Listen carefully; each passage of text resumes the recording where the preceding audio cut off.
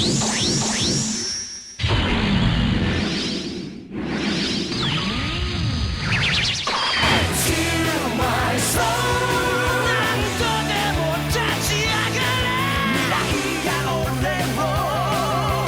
your boy Zappa King of the Giant Robots, and welcome back to Super Robot Wars Alpha 2. I think I finally come up with a effective recording pace, schedule, whatever you want to call it. I digress. Previously, we somehow, totally failed to stop Fifth Luna from falling. Subterraneans came up out the hell, started fucking everything up. Well, let's see how this works out. So let's use some robots.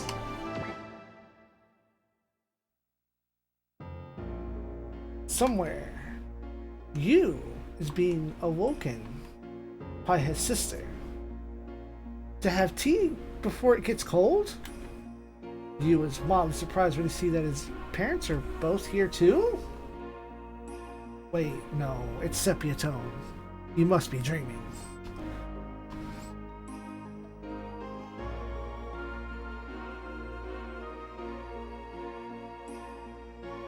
As such, he awakens. But Hime is nowhere nearby. Instead, we have a young woman named Nelly.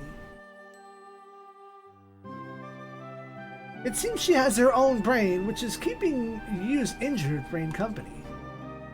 Yu begins a torrent of questions about what's going on and so on and so forth, which amuses Nelly since she hasn't been around people much of late.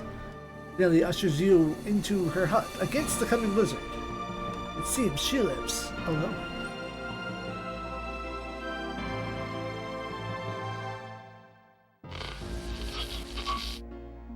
Meanwhile, a reporter from Palermo Radio is broadcasting the tale of more enemy forces in the sky than he's ever seen before. Does mankind have nothing to counter this? He manages to bid farewell for the world before being messily disemboweled by a battle beast. Kusaha and Bullet are listening to this unhappily. Kusaha feels powerless not being able to go out and help against this ill-timed assault, and Bullet is determined to fight on, even if he is the last human on Earth.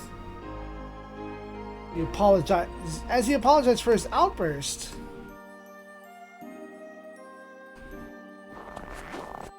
Nelly comes over and tells him to be patient.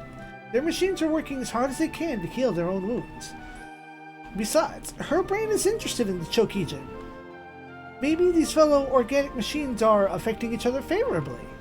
In any case, they're quite happy that Yu is also awakening.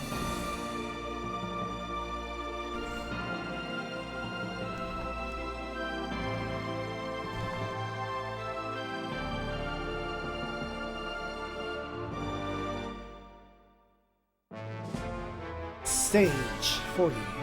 Nelly. Revival. I forgot to... Not only that, but the game didn't. Let's take a second, matter of fact. Here, have this. Nelly Revival. Oh. It's written as revival, not an actual word. As we were. After the blizzard, Nelly and her brain are out ice skating. Yu is rather happy at the sight, though he turns down her offer for a ride, saying that her brain probably wouldn't like him inside.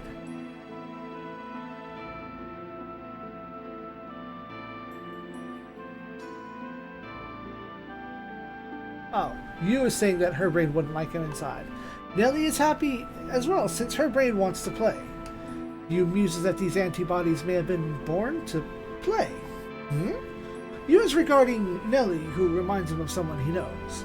Not her face or her carriage, but something more about her atmosphere. Something about the way she talks to her brain is exactly like somebody from his past? Yu admits to her that he can't really hear his brain's words. But she doesn't buy this. His brain protected him after fall, despite their own dreadful wounds. Yu recalls what Hime says about being able to understand her brain without words, and how her brain is always happy when his brain talks. Nelly suggests that maybe Yu has simply never tried listening. Yu's probably noticed that his fiery personality has softened as he stayed with his brain, and observes that this Hime must be more important to Yu than he will admit. She tells him that everyone has somebody important to them, else life becomes a painful, frightening thing. And that goes for the organic machines like the brain powers as well. He realizes that his sister is actually in touch with the feelings of her grand share, and that's where Nelly's important person is. Nelly says that they split up. She elected to stay here with her brain. She had hoped the two of them could live here in peace, but it wasn't possible. She and her brain were both born into this age for a purpose.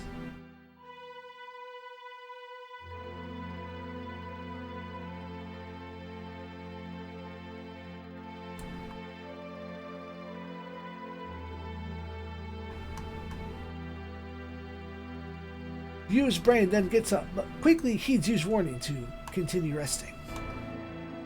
Nelly assures Yu that brains like him, and that he'll eventually come to understand his brain's feelings. As the conversation continues, it becomes Nelly's turn to open up. She has a degenerative disease and should likely be dead by now, killed when she was present for her brain's revival. Of course, it didn't kill her, and she's had her hands full just helping her brain to play.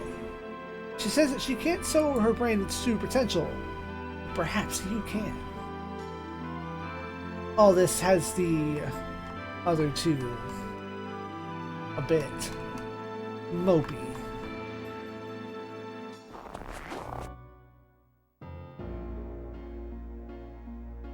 But Nelly herself isn't sad. She's glad she met all of us before her end. She's glad to know the Chokijin, who will carry within them the memory of their comrades of old. Memories that will not die so easily. She tells the three of them to remember, no matter what happens, they're not fighting alone.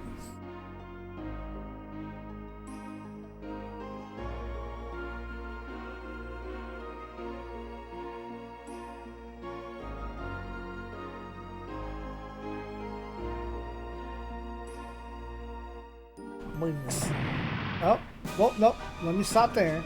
It'll look like the Chokijins were healed, and it all depends now on Yu's brain. Yu tells Nelly that our people have to leave, which she foresaw due to their part in the larger flow of destiny. The fall of the asteroid greatly influenced Orphan and another great entity, which Bullet realizes may be the Kustos. Nelly doesn't know precisely what the slumbering thing is, but she does know it is about to awaken. But it's just then that Jonathan appears. Not some stupid illusion, but the real thing.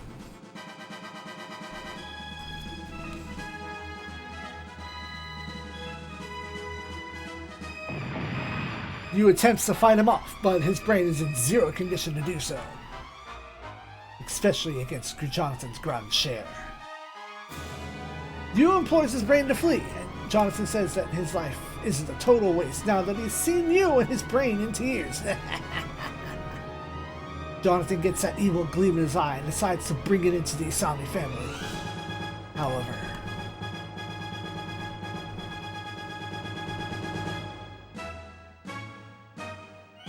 Nelly intervenes.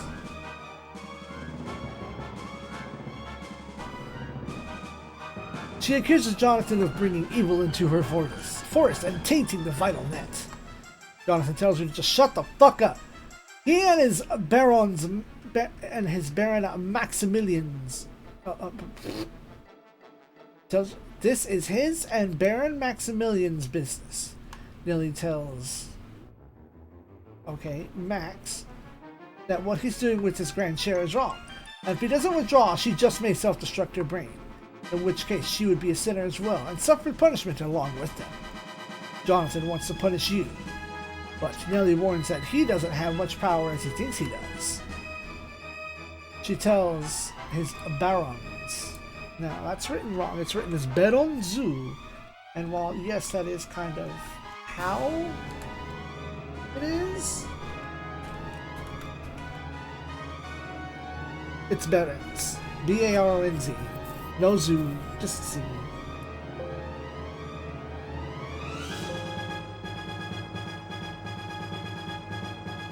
She tells his Baronz to return to being a brain.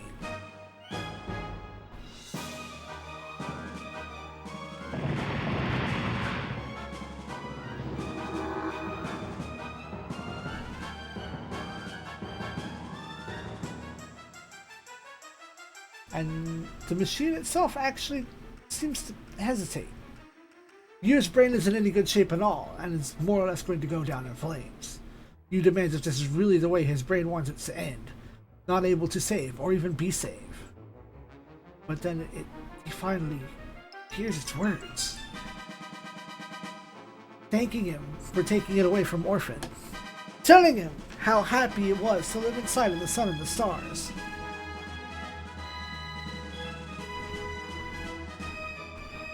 He tells his brain to freaking do something if it's so frustrated with the situation. But it's then that Kusaha and Bullet come over to hold Jonathan off. He warns them that Jonathan is not normal. Max then warns he'd rather kill free Jonathan not to underestimate what cornered people may do. In 5 turns, destroy Jonathan's barons. So, very briefly, we have Nelly, and I would not be at all surprised.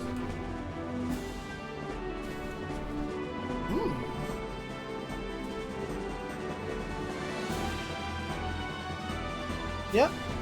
The Akarasu Wiki does not list Nelly as a given pilot, meaning it has no data on her. Antibody level 5, support defense level 2, focus, trust, friendship. That's probably bless.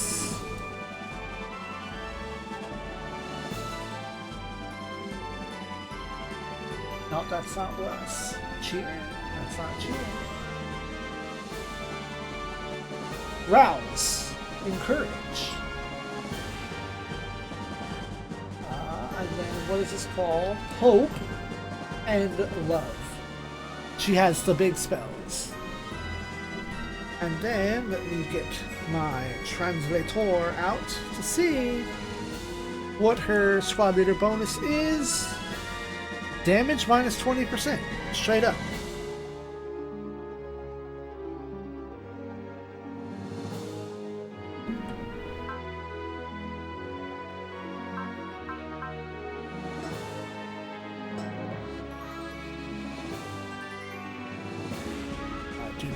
Other things, so hold on. Okay, I found Nelly in the back of the Alpha Gaiden book. She exists, she's real. She will be added to the weekly in short order. For now, you have to punch Jonathan in the face!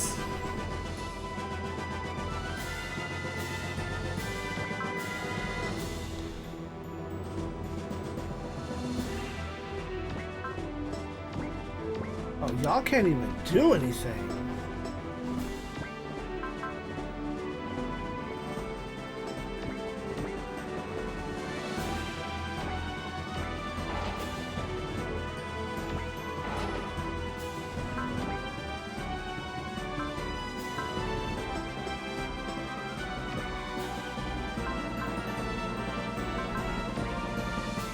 I can't use any spells?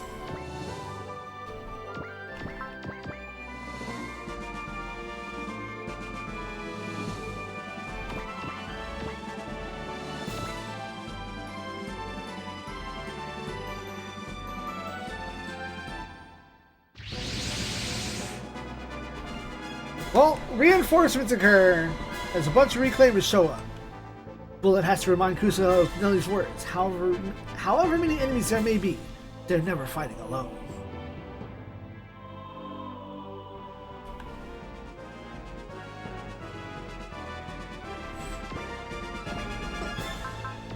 still can't cast spells. What the fuck? I guess it's for the sake of making it feel like a real fight.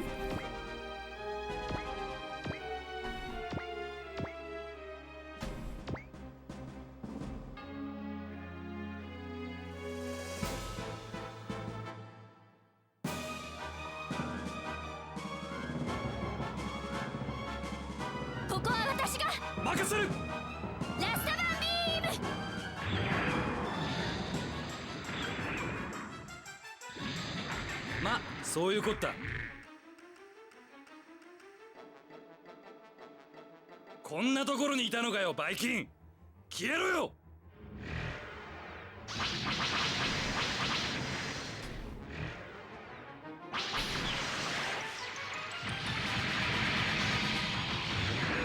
避けられた。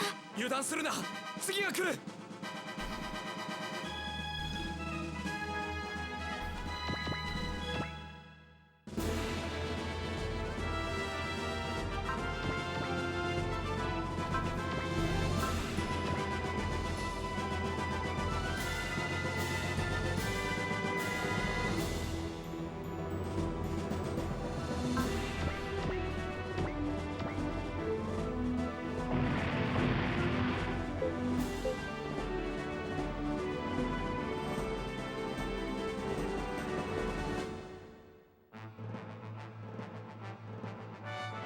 Finally. Oh wait, I only get to send 2 units? Really? Okay, they're locked in, so I actually really only get to send 2 units. Oh shit, I have to think about this one.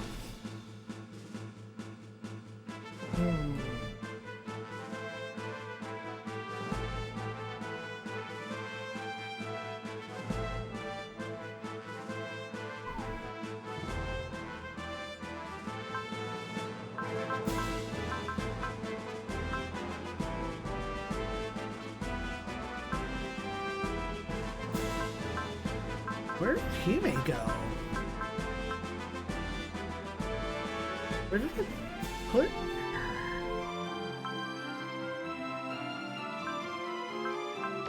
Did she get beeped out? Did I mess up?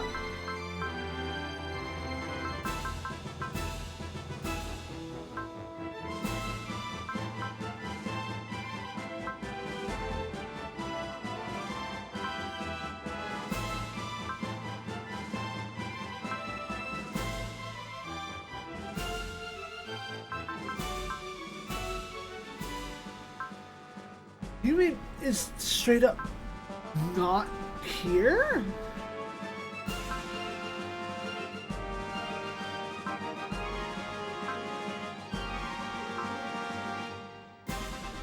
Hime is missing.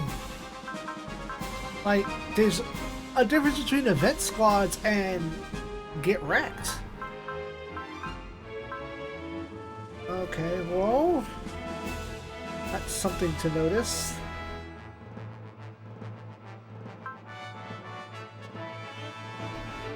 Alright, well.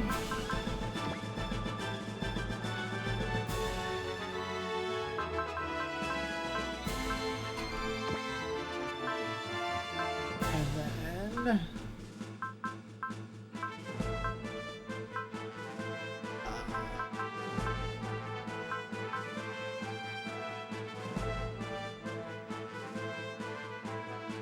yeah.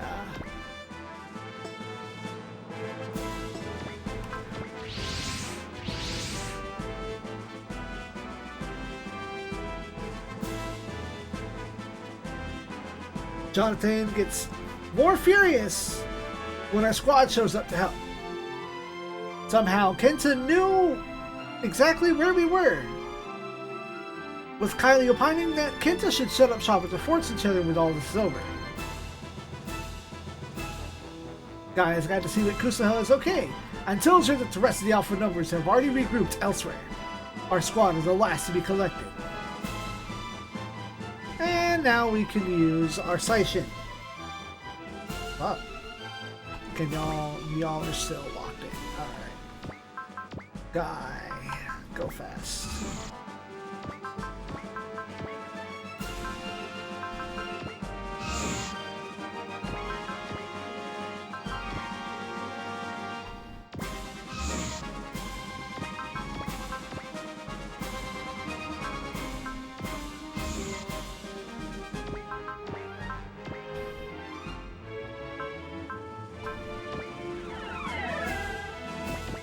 your accuracy.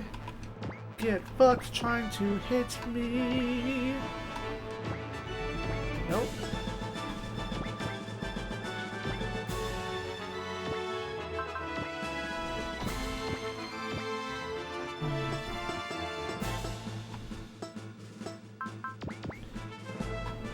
Lock it.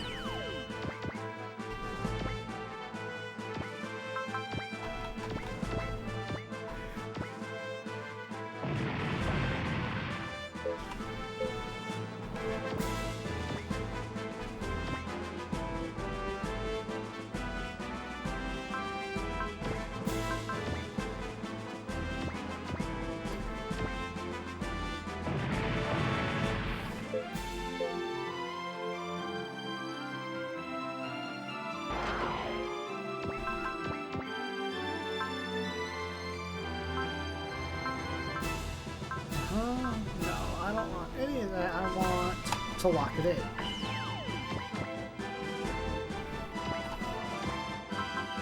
Now I also have to kind of micromanage my power here. Cannot have too much high power, man.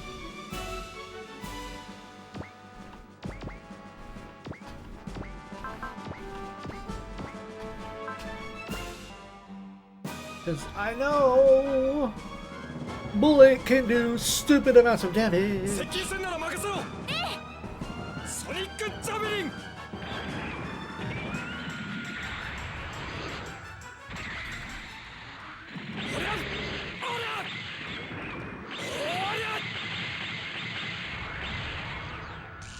オルファンがやろうとしていることを邪魔する奴は全て排除する。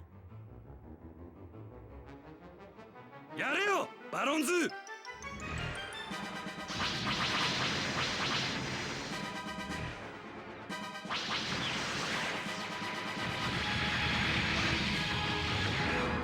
動きが素直すぎるんだ。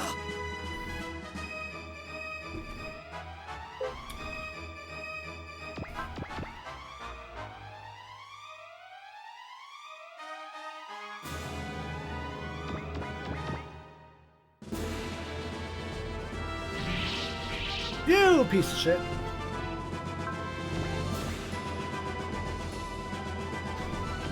Won't stop me from trying.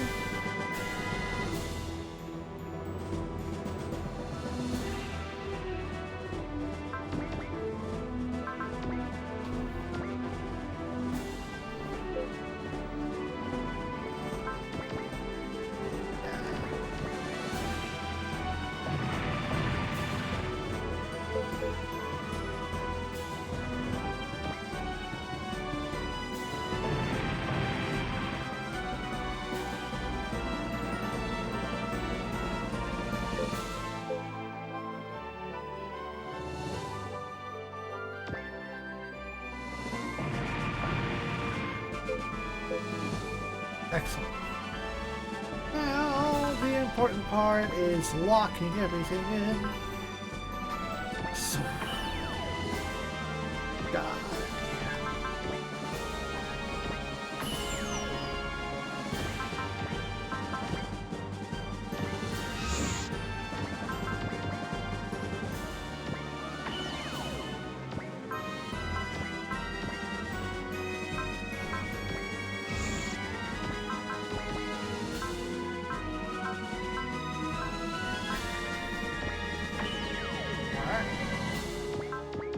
Or I hit Jonathan too hard. So we're on 2-4. So on the next turn, Jonathan has to be deleted. Or I could delete him this turn. We have options.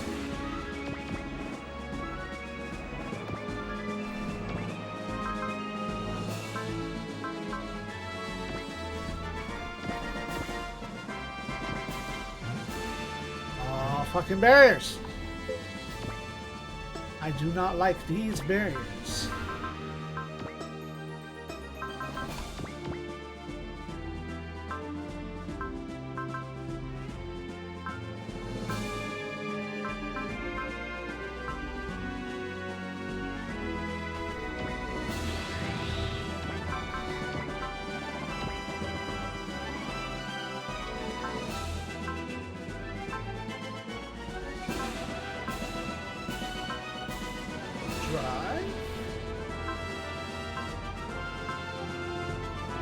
Ignore barriers.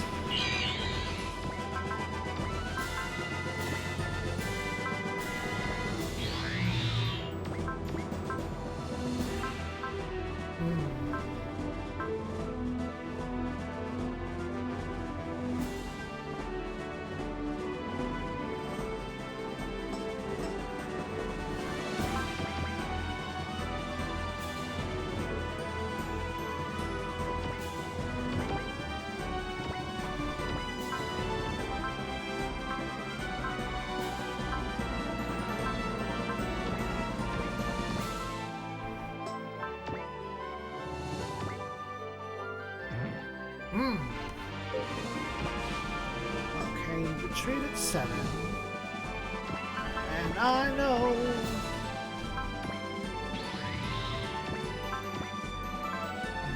Damn. Okay. Push it out, yes. Lock that down.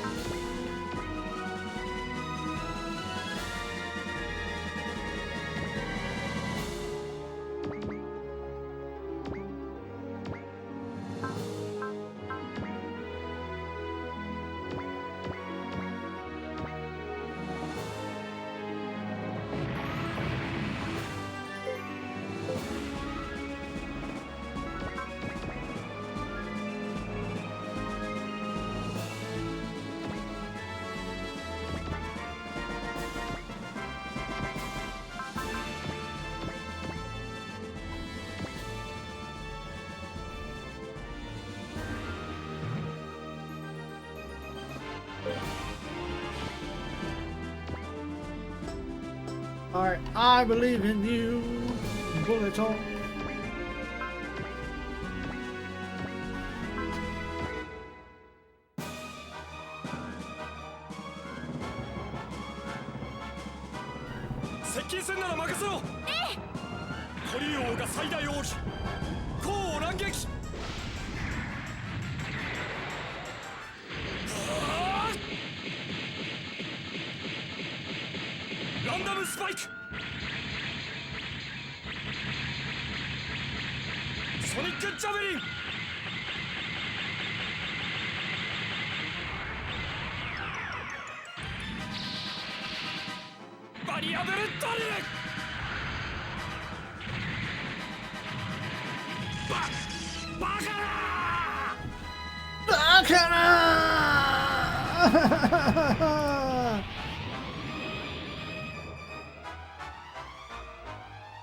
Allegedly,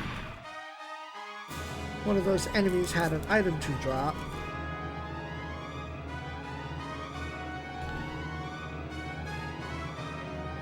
But whatever.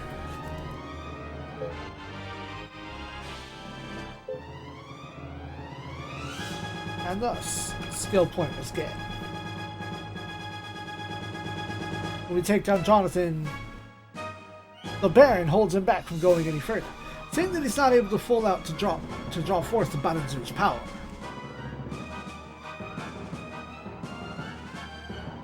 Jonathan simply won't give up on going after you, and Nelly.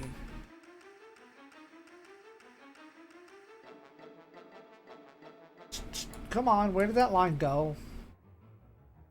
Nelly fiercely demands to know what Max is thinking, helping Jonathan in his evil deeds. She then points out to Jonathan. Every time I look at the screen, I lose my place on this thing. What's wrong with my brain today? She then points out to Jonathan that his rat is really being manipulated by the Barons and his Grand. The Baron and his Grand share. Jonathan isn't listening and tells you that he'll suffer less pain if he lets him strike the final blow right away.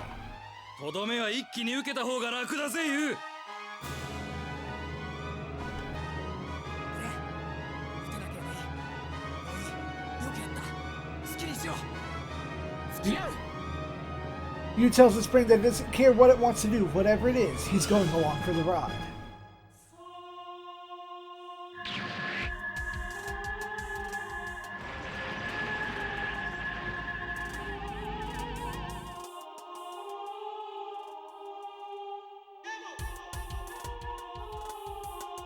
The brain begins. クエナジーの発動がこのように現れる。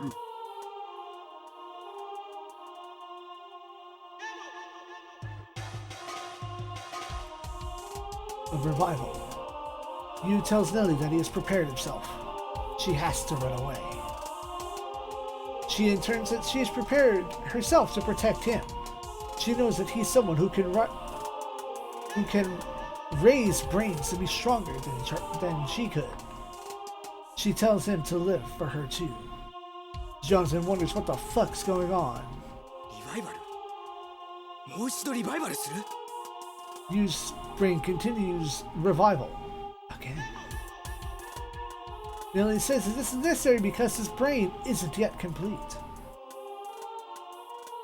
Max commands Jonathan to let him ride and bends his hand. This is what he fears it is. He's going to need to get back to Orphan post-haste. Jonathan refuses to obey, but Max insists.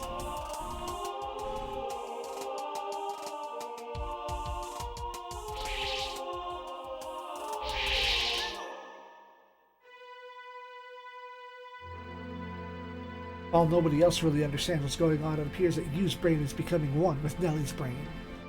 She says that it was to meet someone like you. So it was nice to meet someone like you, that her brain didn't want her to leave here. Huh?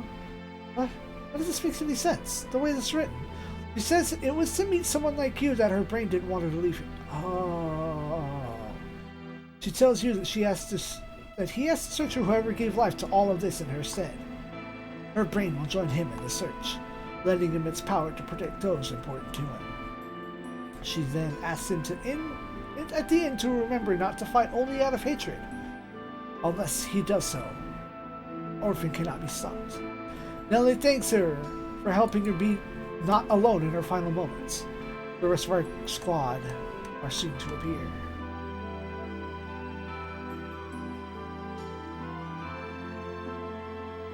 Gawking at the state of Yu's new brain.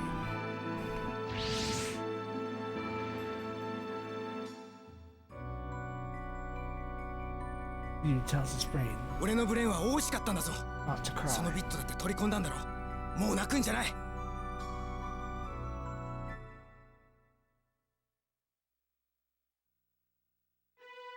Yu buries Nelly's bracelet, noted that Nelly's brain should treasure the many memories of her it has inside, rather than some external trinket. He tells the brain that Hime is a good girl, which Hime thanks him for saying, but says that she doesn't like people who can't love others. Yu tells her that after a moment that Nelly feared Jonathan and the Baron entering Orphan. He tells her that for that reason, for the fight, he's sealing away one of his memories.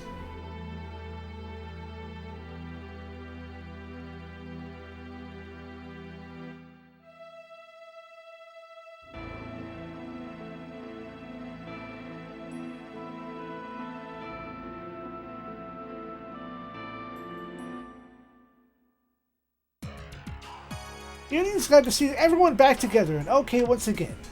She assures Kusuho that it's not her fault for their promise to be broken. It is the fault of ZEON and the aliens.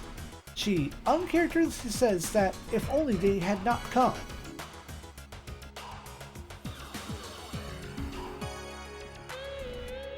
The Galgaigar crew then fill us in on what has happened in the last 10 days, or rather, filled in the main character and Yu.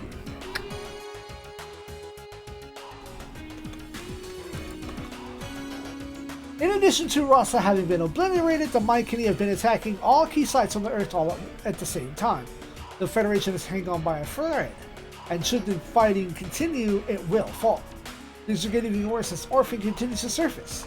The Jovians and ZEON are in watching from on high mode right now, and the Federation Army brass are going berserk, realizing that they may be the next recipients of an asteroid from on high. Our squad are beginning to seriously wonder if Char is right about the short-sightedness of the souls trapped by gravity. Moreover, Orphan is about a week from surfacing completely. In essence, it has already surfaced partially, adding to the panic with the organic energy depletion it causes. Not that our squad are planning to quit at all, Shingo explains how Kenta can now talk to the trees and the grasses and all sorts of other wildlife and plant life to find out where we were. Nature, spirits, and all that jazz. As can Makoto and Iri. But Yu isn't surprised. Pure children can be expected to hear organic things more sensitively than the not-so-pure adults. Kylie explains that you'd all best return to the Good Thunder before it warps off somewhere again. And this is where Kenta, talking with his computerized father, much in the same way Hiroshi can speak with his departed father as a program.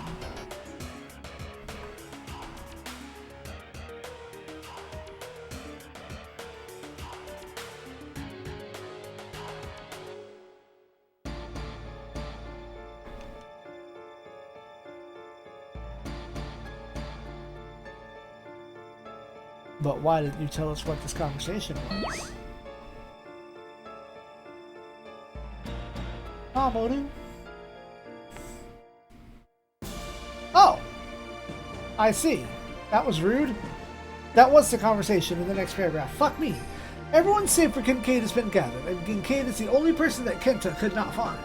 Shinda explains to Sabrance that Kenta's development is connected with the Beamlar's awakening, which in turn has ramifications for Kenta's friends. He explains to Kenta that our squad have many trials still ahead of them, but if we can overcome them, humanity will take its next step.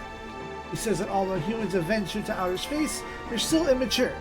To truly leave the next, they need to leave their guardian. Kenta wants to know what the Beamlar has to do with this, and Shinda tells him that he will understand in time. And when he does, it'll be the beginning for both his and mankind's journey. He then returns to his slumber within the computer. And so, I think I still had one more turn. So I'm gonna hit that battle save. Try to get that organic bit, and I'm gonna go edit the wiki to include Nelly because she's not fake. Good night, Space Nerds.